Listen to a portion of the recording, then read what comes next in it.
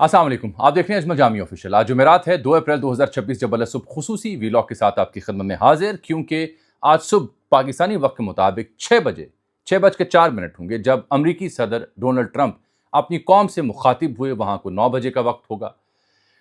इस खिताब में जो कि 20 से 22 या 25 मिनट का खिताब था, तवक्को पूरी दुनिया की ये थी कि अमरीकी सदर जो 32 दिन हो गए ईरान जंग के ऊपर, उसमें को वाज़ेह ऐलान करेंगे कि हमारे अहदाफ मुकम्मल हो गए, जंग ख़त्म करने का ऐलान करते हैं। दो बड़ी ख़तरनाक स्टेटमेंट्स उन्होंने दे दी इस जंग के हवाले से। एक तो मैंने उनका पूरा खिताब सुना सुबह सवेरे उठ के और देखा कि वो क्या कह रहे हैं। अपनी फतूहात का जिक्र, अपनी अज़मत का जिक्र, खप्ते अज़मत का जिक्र, फ़ख्र का जिक्र, ग्रेटेस्ट नेशन का जिक्र, मिलिट्री माइट का जिक्र, और वही बातें जो ट्रुथ सोशल पे मौसूफ पिछले 4-5 दिनों से कह रहे थे, लिख रहे थे, वो बस पढ़ के सुना रहे थे। और ये दुनिया को बता रहे थे कि अगर मैं ना होता, हम ईरान के ऊपर हमला ना करते, तो इसराइल और मशरक़ वस्ता के ममालिक खत्ते में एग्जिस्ट ना करते, ईरान कब से इन्हें हड़प कर चुका होता। उनकी पूरी गुफ्तगू मैंने देखी और सुनी। वो बात जो अपनी तकरीर में उन्होंने नहीं की, वो वहाँ पे कुछ सिक्योरिटी ज़राए और अमेरिका का मारूफ अखबार वॉल स्ट्रीट जर्नल वो बयान कर चुका है उनकी तकरीर से पहले। और इनका जो अपना बहुत बड़ा सपोर्टर, इनका mouth piece news channel fox news, वो भी मैं देख रहा था, वो भी इसकी तकरीर से पहले बयान कर चुका था कि अब ये चाह क्या रहे हैं। एक बात तो वाज़ेह कर दूं इससे पहले कि आप आगे चले मेरे साथ, कि ये 2 से 3 हफ्ते मजीद इस जंग को खींचना चाह रहे हैं ट्रंप सरकार साहब।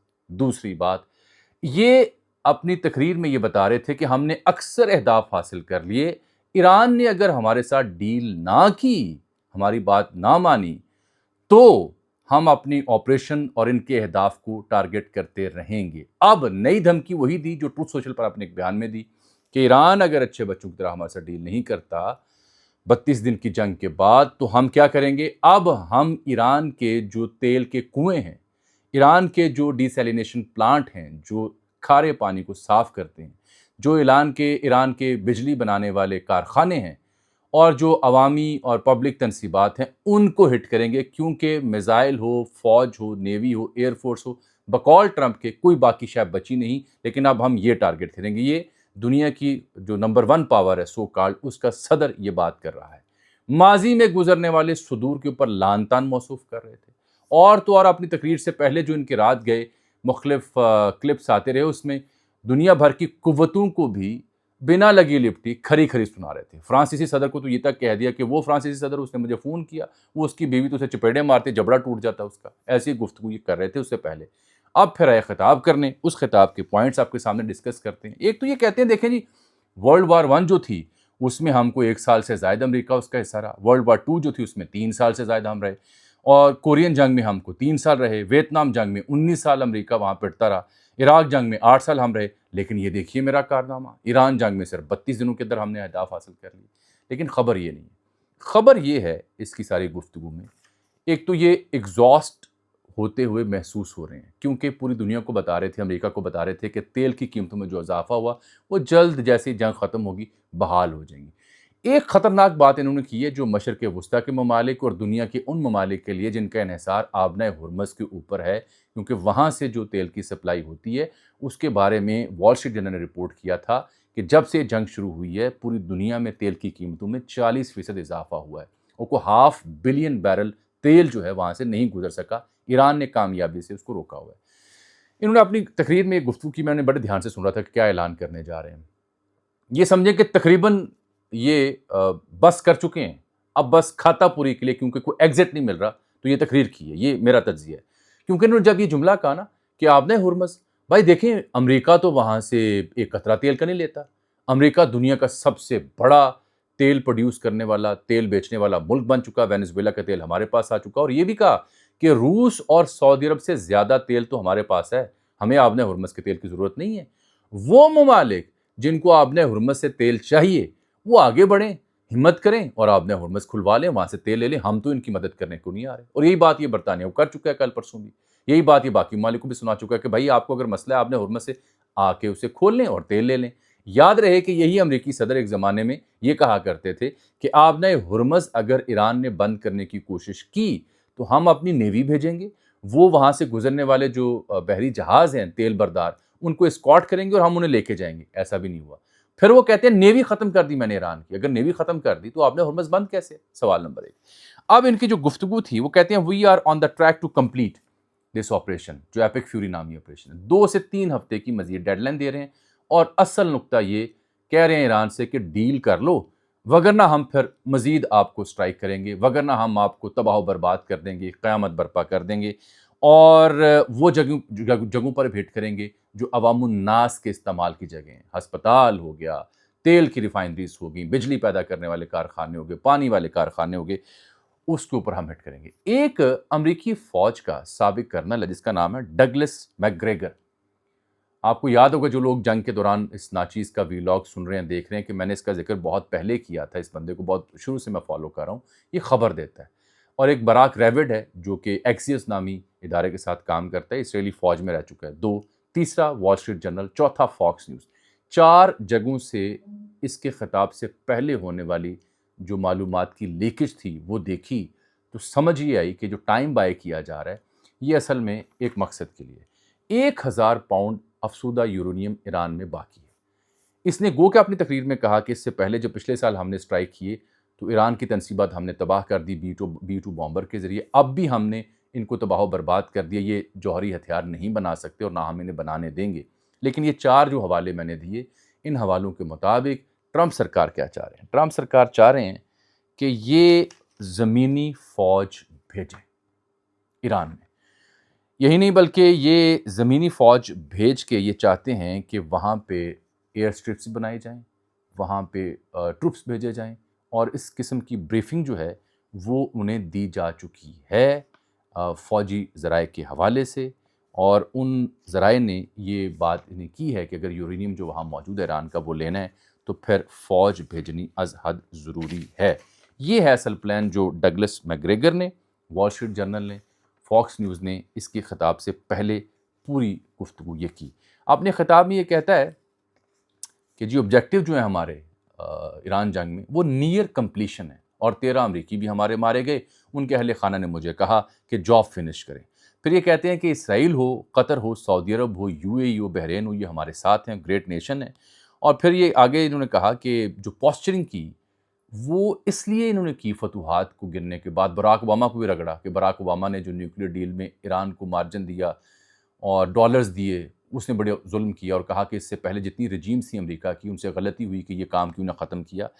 اور انہوں نے کہا کہ یہ بات کرتے ہوئے پوسچرنگ کی آپ نے، کیونکہ ان کی جو ریٹنگ ہے اپروول مقبولیت وہ -20% ہو چکی ہے امریکہ میں. جدید امریکہ میں اس کی جو تاریخ ہے اس کو اگر آپ دیکھیں تو -20% ریٹنگ کا آنا، وہ بھی مڈ ٹرم سے پہلے، یہ پہلی بار ایسا ہو رہا ہے. سپریم کورٹ جو امریکہ کا ہے اس نے ٹیرف کے اوپر بھی اسٹرائک کر رکھی ہے، گورنمنٹ شٹ ڈاؤن بھی ہے، نئے فنڈز بھی نہیں مل رہے.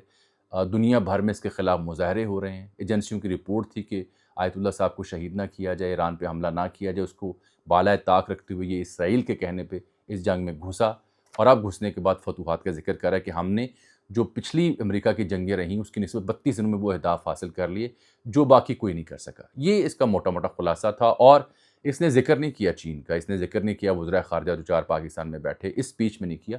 البتہ اپنی اس گفتگو کو دہرایا جو ٹروتھ سوشل پہ کرتا رہا کہ ڈیل کر لو. یہ بھی کہہ رہا ہے کہ جو موجودہ رجیم ہے ایران کی یہ ماضی کی نسبت بہت بہتر ہے، یہ ریزنیبل لوگ ہیں، یہ مجھ سے ڈیمانڈ کر رہے ہیں کہ ڈیل کر لو. لیکن جو اس نے ٹروتھ سوشل پہ ٹویٹ کیا تھا کہ جی آپ نے ہرمز کھول دیں تو پھر آپ کی جو درخواست ہے جنگ بندی کی اس کے اوپر ہم غور کرتے ہیں. ایران نے رد عمل دیا تھا کہ ہم نے کوئی درخواست نہیں دی، ہم ایسے کوئی درخواست نہ دینا چاہتے ہیں، نہ دی ہے، لیکن مذاکرات کے لیے تیار ہے. کیونکہ ایران کے جو صدر ہیں انہیں امریکی عوام کے نام میں خط بھی لکھا ہوا ہے. اور بار بار میں کہہ رہا ہوں آپ سے کہ اس نے یہ بات کی کہ جو قیمتیں ہیں پیٹرول کی اور دیگر چیزوں کی وہ جلد بحال ہو جائیں گی، کیونکہ مارکیٹ کا پریشر ہے. $200 ارب جو مشرق وسطیٰ میں انویسٹمنٹ ہوئی تھی وہ ڈوب چکا ہے. تقریباً 40% میں نے بتایا، وال اسٹریٹ جرنل نے خبر دی تھی کہ تیل کی قیمتوں میں اضافہ ہو چکا ہے. پوسچرنگ اس نے اپنی کی اور بھرپور کی ہے، لیکن وہ کام کی بات مجھے سمجھ نہیں آ سکی کہ اس نے کیا کیا. ایک اس نے دعویٰ کیا اپنی تقریر میں کہ جو ایران ہے وہاں پہ جو آپ کو پتہ ہے اس جنگ سے پہلے مظاہرے ہوئے تو کہتا ہے جی 45,000 لوگ مارے گئے ایران میں. یہ اب اقوام متحدہ کا نمبر ہے، ریڈ کرسنٹ کا نمبر ہے، کسی آزادانہ ذرائع کا نمبر ہے میری سمجھ سے بالا تر ہے. یہ نمبر پہلی دفعہ میں سن رہا ہوں. ایران کی موجودہ قیادت اور ماضی کی قیادت کو نشانہ بنانے کے لیے انہوں نے یہ نمبر دیا اور کہا کہ ایران کو ہم نیوکلیر کی اجازت بس نہیں دے سکتے, جو مرضی ہو جائے ہم اس کو اجازت نہیں دے سکتے. ٹرمنڈس پروگرس ہم نے کی اس جنگ میں, یہ بار بار اس نے جملہ کیا. بہت سے جو پہلے آنے والے ماضی میں آنے والے صدور تھے انہیں وہ کام کریں جو میں نے کیا. پچھلی جو رجیم تھی امریکہ میں بائیڈن کی, اس کے اوپر تو اس نے بس تبرہ کیا ہے, گالیاں نہیں بس دی, اس کے علاوہ کوئی کسر باقی نہیں چھوڑی. قاسم سلیمانی صاحب کا ذکر کیا کہ اس کو میں نے مارا پہلی ٹرم میں, حالانکہ وہ بڑا ایول جینیس تھا, لیکن اور یہ بھی کہہ رہا اگر وہ ہوتا تو صورتحال مختلف ہوتی. اور اوباما کی ڈیل کا اس نے ذکر کیا, اور پھر یہ کہتا ہے کہ میری ڈپلومیسی میری ترجیح تھی لیکن ایران نہ مانا. اب یہ وہ نقطہ جو میں سن رہا تھا کہ ڈپلومیسی ترجیح تھی تو جنگ سے پہلے ایران آپ کے ساتھ مذاکرات میں بیٹھا, اور آزادانہ ذرائع نے بتایا کہ ایران 90% زائد معاملات مان چکا تھا, بات چیت کرنے کو تیار تھا. بات چیت کے دوران آپ نے حملہ کیا اسرائیل کے کہنے کے اوپر. اپنی بات نہیں وہ کر رہا, B2 کا بار بار ذکر کر رہا ہے, اسرائیل کے حوالے سے بات کرے کہ اسرائیل صفحہ استی پہ نہ ہوتا, مشرق وسطیٰ نہ ہوتا اگر ہم حملہ نہ کرتے اور ہم یہاں پہ یہ پنگا نہ کرتے. تو مجھے اس کی پوری تقریر سننے کے بعد جو خلاصہ سمجھ آیا, اپنی فتوحات اور اب چیسٹ تھمپنگ جو ہے وہ کی جا رہی ہے. نمبر 1, عوام کا جو اعتماد ختم ہو رہا ہے اس کو ریسٹور کرنے کی کوشش کی جا رہی ہے. نمبر 2, نمبر 3, ایران کو ایک موقع اور دیا جا رہا ہے کہ پلیز آپ میرے ساتھ کوئی ڈیل کر لیں, کسی ایک نقطے پہ آ جائیں تاکہ میرے پاس کوئی ایگزٹ پلان نکلے. نمبر 4, بصورت دیگر میں 2-3 ہفتے اور یہ حملے جاری رکھوں گا. جو 2-3 ہفتے کی لائن ہے یہ کیوں اہم ہے؟ یہ اس لیے اہم ہے کہ دیکھیں اس نے جانا ہے چین جانے سے پہلے یہ ہر حال میں جنگ ختم کرنا چاہتا ہے, اور اس صورت میں جب کہ چین ایک فریق کے طور پر سامنے آ چکا ہے. وہ آپ کو یاد ہے پاکستان اور چین کے وزیر خارجہ کی جو 5 نکاتی سٹیٹمنٹ آئی, اور پھر جس طرح سے چین ایران کے ساتھ ڈٹ کے کھڑا ہوا ہے. ایران کا جو رد عمل ہے وہ بڑا نپا تلا اور بڑا سیدھا سادہ لکھا پڑا سا ہے. حالانکہ آج ہی جب میں آپ سے مخاطب ہوں تو رات گئے میں نے یہ بھی سنا ہے کہ ان کے ایک سابق وزیر خارجہ ایران کے جن کا نام ہے کمال خرازی, ان کو ٹارگٹ کیا, ان پہ قاتلانہ حملہ ہوا اسرائیل کی جانب سے, اور وہ ان کے اہلیہ شہید ہو گئی ہیں, وہ بال بچے شدید زخمی ہوئے ہیں. یہ سب کچھ آج ہی کی رات ہو رہا ہے. اور ایران کو یہ موسٹ وائلنٹ رجیم بھی کہہ رہے ہیں آن پلانٹ ارتھ, ساتھ موجودہ جو قیادت اس کی تعریف بھی کر رہے ہیں. کہنا میں یہ چاہ رہا ہوں کہ اس سب سے پوری امریکی عوام, پوری دنیا کو نظر یہ تھی کہ آج ٹرمپ کہیں گے کہ ہم نے ایران کی جو قیادت تھی اس کا خاتمہ کر دیا. 250 سے زائد ان کے افسر, ان کی سیاسی قیادت وہ شہید ہو چکے ہیں. کوئی 13,000 مقامات کو نشانہ بنایا گیا ہے. تو ٹرمپ اس کا اعلان کرنے کے بعد کہیں کہ بھئی آپ نے ہرمز جس نے کھولنی ہے لے لے, ہمارا تو تیل وہاں سے آتا نہیں ہے, تو ہم اس جنگ کے خاتمے کا اعلان کریں. لیکن یہ اعلان نہیں کیا. وجہ یہ جو نارسسٹ مزاج کے لوگ ہوتے ہیں, نرگسیت زدہ لوگ ہوتے ہیں, خود پسند لوگ ہوتے ہیں, اور سو کال پاپولیرٹی کی وجہ سے کسی عروج پہ پہنچتے ہیں, اور بزنس مین بھی ہوں, ان کا ایک بڑا مسئلہ ہوتا ہے. اس نے خود کہا تھا کہ میں جو لوگ جیتنے والے ہوتے ہیں, کامیاب لوگوں, ان کی سنگت, ان کی کمپنی پسند نہیں کرتا. ہارنے والوں سے ملنا پسند کرتا ہوں تاکہ میں اپنی سٹوریاں بتا سکوں. جیتنے والوں کی سٹوریاں سننا مجھے اچھی نہیں لگتی. تو یہ نرگسیت یا خود پسندی کی سب سے بڑی علامت ہوتی ہے. ایک کے بعد دوسرا یو ٹرن, پھر تیسرا, پھر چوتھا, پھر پانچواں. آپ نے ہرمز دیکھ لیں, ایرانی قیادت دیکھ لیں, کسی بھی نقطے کے اوپر وہ قائم نہیں رہتے موصوف. یہ بڑا ننگا سا تبصرہ ہے, کھلا سا تبصرہ ہے, جو آپ بھی سمجھ رہے ہیں, میں بھی سمجھ رہا ہوں. تو بیسیکلی نٹ شل میں سادہ سی بات یہ ہے, ایگزٹ مانگ رہے ہیں, ایگزاسٹ ہو چکے ہیں 32 دنوں کے اندر. پریشر ہے مشرق وسطیٰ کا, پریشر ہے پوری دنیا کا, پریشر ہے اپنی عوام کا, پریشر ہے میڈیا کا کہ بھائی کیا نکالنا ہے, کچھ نکالو.